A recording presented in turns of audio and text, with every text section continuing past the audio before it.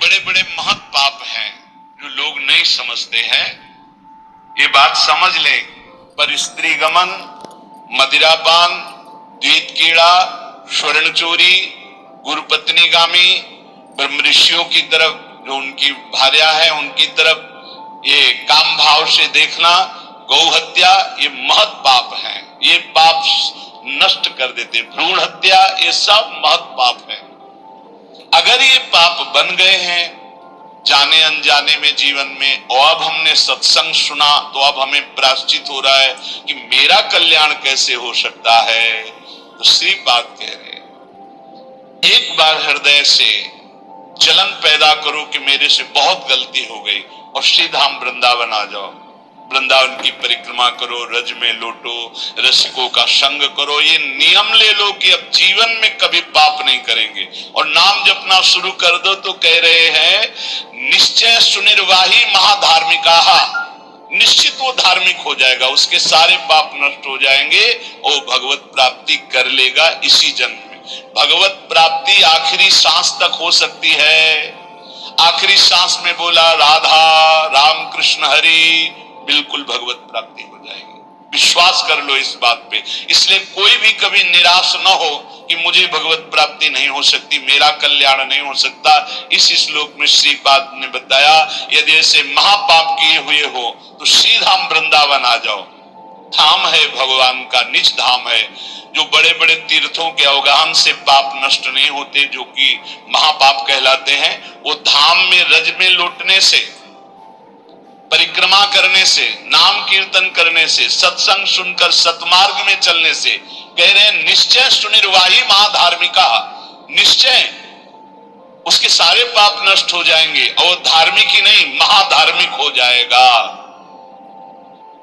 धर्माख्यामपि नैव वेत्ति सकला, धर्मिर्निगीर्णो सकृत्, चांडालैरपि धिक्कृतः कुचरिता, नम्लेच्छैरपि न्यकृतः, अत्युच्छृंखलया निजोरु कृपया, शान्त्या च वृन्दावनम्, स्वस्मिन्नामृति चेत् ददाति वसतिं, धन्योऽस्ति वृंदावने।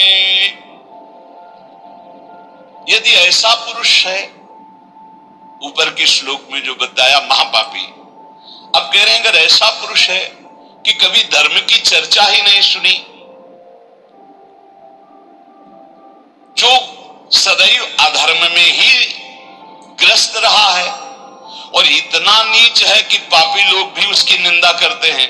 कुछ पाप ऐसे होते हैं जिनकी पापी लोग भी निंदा करते हैं। जैसे जेल कोई जाता है, हमें बताया गया, तो उनमें कैदी लोग पूछते हैं क्या करके आया है,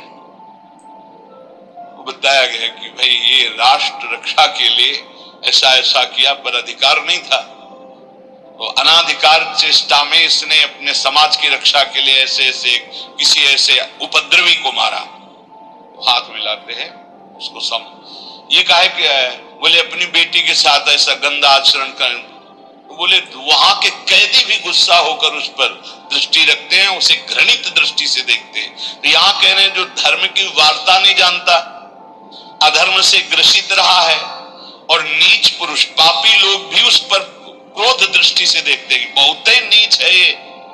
ऐसे खोट कर्म करने वाला समाज से जो बहिष्कृत हो चुका है और निश्चित हो चुका है कि अब इसकी दुर्गति पक्की है, उसके लिए भी एक चांस है। बोले निजोरु कृपया शांत्या च वृंदावनम, स्वस्मिन् नामृति चेत् ददाति वसतिं, धन्योऽस्ति वृंदावने।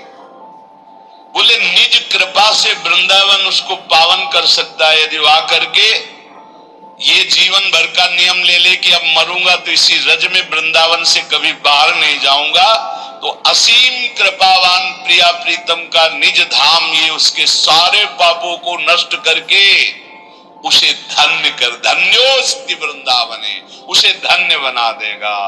पहले में महापापों का वर्णन किया, दूसरे में नीच आचरण करने वाला अधर्मी जो सबसे ज्यादा तिरस्कृत है, वो भी अगर श्रीधाम वृंदावन में आमरण वास स्वीकार कर ले कि अब वृंदावन, वैसे तो मैं बहुत पापी नीच हूं पर अब वृंदावन को नहीं छोड़ सकता, आजीवन वृंदावन वास करूंगा चाहे जितना कष्ट मिले। तो श्रीपाद कह रहे हैं चेत ददाति वसतिम धन्योस्ति वृंदावने।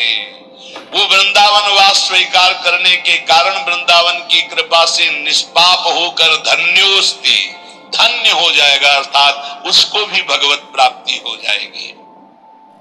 भाई आज या कल मेरी बात समझ, तू मर जाएगा, मरेगा। अब पता है क्या कब मरेगा? पता ही नहीं है। सबसे कठिन बात तो यह कि फांसी देने वाले को तो बता दिया जाता है कि आप कल 12 बजे 10 बजे फांसी दी जाएगी, लेकिन अपने को 12 सेकंड का पता नहीं है कि इसके बाद क्या होगा। सोफा से उठ पाएंगे कि नहीं उठ पाएंगे, पूरा प्रवचन हो पाएगा कि नहीं हो पाएगा, अगली श्वास ले पाएंगे कि नहीं ले पाएंगे। तो कहे आज या कल जय है तू मर, काल ब्याल होते डर, भौड़े भजन कर कैसो संग पायो है। बढ़िया संग मिल गया है, भजन कर लो। राधा सार्थक हो गया सेकेंड, फिर राधा सार्थक हो गया सेकेंड। हम वर्तमान में अगर भजन कर रहे हैं तो हमारा भूत पवित्र हो जाएगा और भविष्य मंगलमय हो जाएगा। गुरु ग्रंथ संत पंथ जितने भी है सब एक बात कह रहे हैं कि नाम सुमिर लो, नाम सुमिर लो और भगवान की शरण में हो जाओ। ऐसे कि गले पर गया हरि मैं आपके। सच्ची मानिए, हम फिर हाथ जोड़कर प्रार्थना कर रहे हैं, संत सब भगवान के स्वरूप हैं, इसमें हमें कोई संशय नहीं। पर संत संग का फल है भगवान में रति हो जाना। इन पार्थिव शरीरों में आसक्ति होना नहीं है, मेरी बात मान लीजिए। ये शरीर नष्ट होंगे, ये पांच भौतिक हैं, जैसे तुम्हारे वैसे ये हैं, ये कोई चिदानंद नहीं है। इसलिए श्याम हो तुम्हारे करे परो, संत जन भगवान के सामने